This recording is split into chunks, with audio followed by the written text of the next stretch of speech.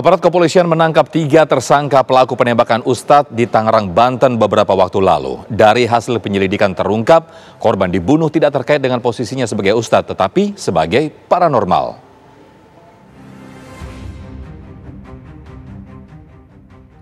Polisi mengungkap kasus penembakan yang menewaskan seorang Ustadz di Kecamatan Pinang, Kota Tangerang, Banten beberapa waktu lalu.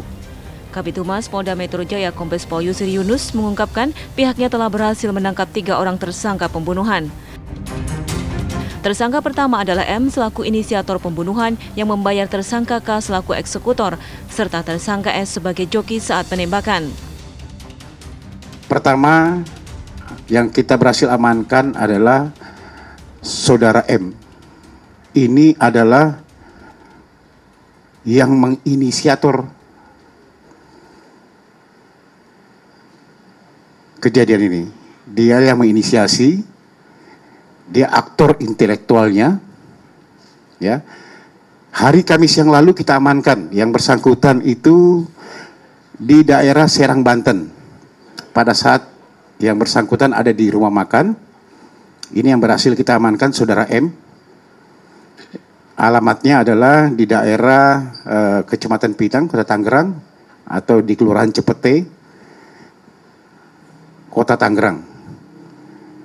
Pekerjaan sehari-hari adalah wira swasta. Dia pengusaha angkutan untuk di daerah Banten. Kemudian kemarin tanggal 27 kemarin baru kita amankan lagi 2 orang tersangka. Yang pertama adalah Saudara K. Jadi Saudara K ini adalah eksekutornya. Sementara motif pembunuhan adalah dendam terkait profesi korban yang ternyata seorang paranormal. Korban diduga melakukan hubungan terlarang dengan istri tersangka M saat menjadi pasiennya pada tahun 2010 lalu. Jadi saya tekankan di sini bahwa korban adalah paranormal. Peristiwa pembunuhan tidak terkait predikatnya dalam kapasitas ustadz, karena memang bukan ustadz. Jadi ustadz dipanggil ustadz oleh lingkungan sekitarnya adalah ketika dia menjadi ketua majelis taklim saja. Dia tidak mengajarkan ngaji, tidak mengajarkan ilmu agama, tidak mengajarkan ini. Nah, latar belakang ini menjadi sangat penting bagi arah penyelidikan selanjutnya.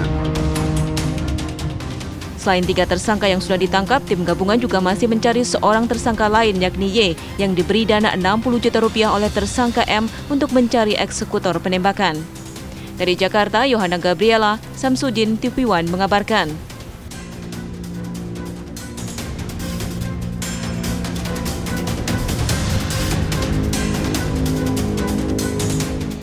Ya, lalu apa perkembangan dari kasus penembakan seorang paranormal di Tangerang? Kita menuju ke Mapolda Metro Jaya. Ada Ken Ana di sana. Ken, ada perkembangan baru apa dari sana, Ken?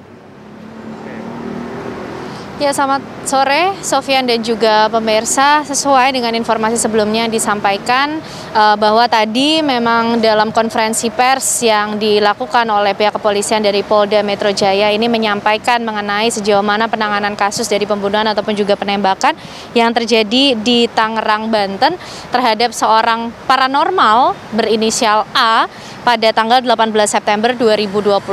Tadi pihak kepolisian menyampaikan bahwa sudah menangkap 3 dari 4 tersangka yang berinisial M, S, dan juga K.